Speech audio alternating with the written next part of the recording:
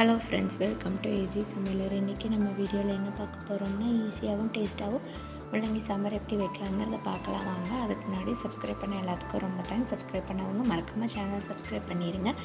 நான் வந்து ஒரு முள்ளங்கி எடுத்து அதோட தோல் சீவி ரவுண்டாக அரைஞ்சி வச்சுருக்கேங்க. அதுக்கப்புறம் அடுப்பு ஆன் பண்ணி தேவையான அளவு தண்ணி ஊற்றிக்கலாங்க. தண்ணி சூடாகிறதுக்குள்ளே தேவையான அளவு பருப்பு எடுத்து நம்ம நல்லா வாஷ் பண்ணி எடுத்துக்கலாங்க.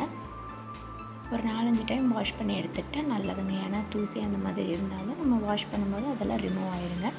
அதுக்கப்புறம் பருப்பை வாஷ் பண்ணிவிட்டு இப்போ பார்த்தீங்கன்னா தண்ணி நல்லா சூடாயிடுச்சுங்க. இப்போ வாஷ் பண்ணி வச்ச பருப்பை இதுக்குள்ளே ஆட் பண்ணிக்கலாங்க. அதுக்கப்புறம் கொஞ்சமாக விளக்கெண்ணெய் சேர்த்துக்கலாங்க. அது எதுக்குன்னா சூடு, வயிறு வலி அந்த மாதிரி எதுவும் நம்மளை அஃபெக்ட் பண்ணாமல் இருக்கிறதுக்காக நம்ம அதில் வந்து ஆட் பண்ணுறோங்க. அதுக்கப்புறம் பார்த்திங்கன்னா நான் வந்து ரசத்துக்கும் பருப்புக்கும் தேவையான தக்காளி இதுக்குள்ளேயே ஆட் பண்ணிக்கிறேங்க. அதுக்கப்புறம் கொஞ்சமாக மஞ்சள் தூள், கொஞ்சமாக மிளகாய் தூள், அதுக்கப்புறம் தேவையான அளவு உப்பு, அதுக்கப்புறம் ஒரு டேபிள் ஸ்பூன் சீரகம் இதெல்லாம் சேர்த்து ஆட் பண்ணிவிட்டு நம்ம நல்லா ஒரு தடவை மிக்ஸ் பண்ணி நம்ம குக்கரில் வந்து விசில் விட்டு எடுத்து வச்சுக்கலாங்க.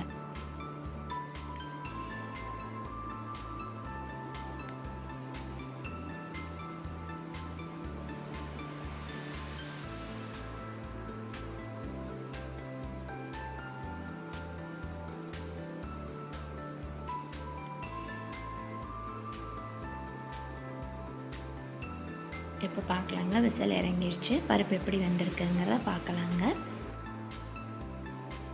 பார்த்திங்கன்னா பருப்பு வந்து நல்லா வெந்து வந்திருக்குங்க. இப்போ வந்து நம்ம ரசத்துக்கு போட்ட தக்காளியை தனியாக எடுத்து வச்சுட்டு பருப்புக்குன்னு இருக்க தக்காளியை அது கூடயே விட்டுடலாங்க. அதுக்கப்புறம் அடுப்பு ஆன் பண்ணி ஒரு கடாய் வச்சு தேவையான அளவு எண்ணெய் ஆட் பண்ணிக்கலாங்க.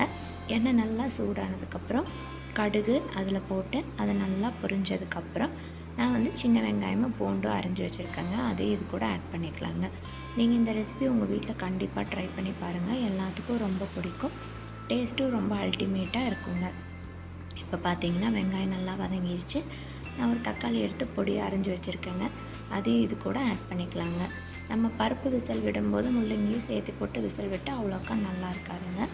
அப்புறம் ஒரு நெல்லிக்காய் சைஸ் புளி எடுத்து கரைச்சி வச்சுருக்கேங்க. அது இது கூட ஊற்றி புளியோட பச்சை வாசம் போகிற அளவுக்கு நம்ம நல்லா கொதிக்க வச்சுக்கலாங்க. இப்போ பார்த்திங்கன்னா கொஞ்சமாக மஞ்சள் தூள், அதுக்கப்புறம் கொஞ்சமாக மிளகாய்த்தூள், தேவையான அளவு உப்பு சேர்க்கும்போது பார்த்து சேர்த்துக்கோங்க. ஏன்னா ஏற்கனவே நம்ம பருப்புலேயும் உப்பு போட்டிருக்காங்க. அதுக்கப்புறம் கொஞ்சமாக பெருங்காயத்தூள், ஒரு டேபிள் ஸ்பூன் மல்லித்தூள் இதெல்லாம் போட்டு நம்ம நல்லா மிக்ஸ் பண்ணி எடுத்துக்கலாங்க. புளியோட பச்சை வாசம் போனதுக்கப்புறம் நம்ம கட் பண்ணி வச்சுருக்க முள்ளங்கியை இது கூட ஆட் பண்ணிக்கலாங்க. ஆட் பண்ணி ஒரு தடவை நம்ம மிக்ஸ் பண்ணிவிட்டு நான் பருப்பு வேக வச்சதுலேயே தண்ணி வந்து எடுத்து ஃபில்ட்ரு பண்ணி வச்சுருக்கேங்க. அதாவது இதுக்குள்ளே ஊற்றி முள்ளங்கியை வேக வைக்கிறதுக்காக. அதனால் அந்த தண்ணியை இது கூட நம்ம ஆட் பண்ணிக்கலாங்க. ஆட் பண்ணி நல்லா முள்ளங்கி வேகிற அளவுக்கு நம்ம குக் பண்ணி எடுத்துக்கலாங்க. அதுக்கப்புறம் முள்ளங்கி நல்லா வெந்ததுக்கப்புறம் நம்ம வேக வச்சுருக்க பருப்பை எடுத்து இது கூட ஆட் பண்ணிவிட்டு டேஸ்ட்டு பார்த்துட்டு உப்பு பத்தாதில்ல அப்படின்னு நமக்கு தோணுச்சுன்னா உப்பை ஆட் பண்ணிக்கலாங்க. இதை நீங்கள் கண்டிப்பாக ட்ரை பண்ணி பாருங்கள். உங்கள் வீட்டில் இருக்க எல்லாத்துக்குமே ரொம்ப பிடிக்கும்.